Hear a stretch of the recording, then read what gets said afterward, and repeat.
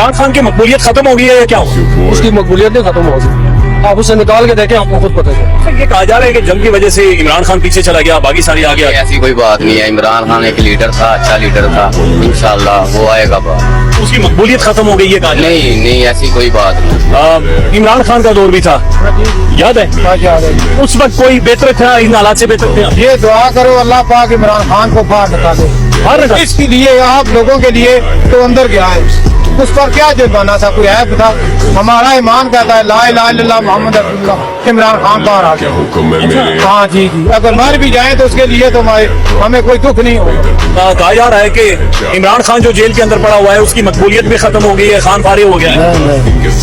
वो आएगा तो लाख अब तो वो चला गया पीछे। वो नहीं वो आगे है सबसे, अब भी वो जीता हुआ है 200 सीट से।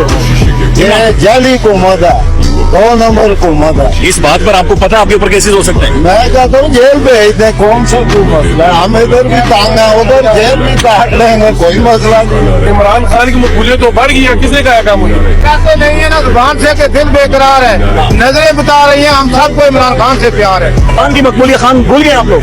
मेरी खान है, वो दिल से बड़ी निकाल सकता। ये सर तो यही 1 घंटा उसको छोड़ कर देख लें, 1 घंटा 1 घंटा सिर्फ उसको छोड़ कर देख लें, मकबूलियत आपको पता चले किसी काम में आपको ज्यादा है।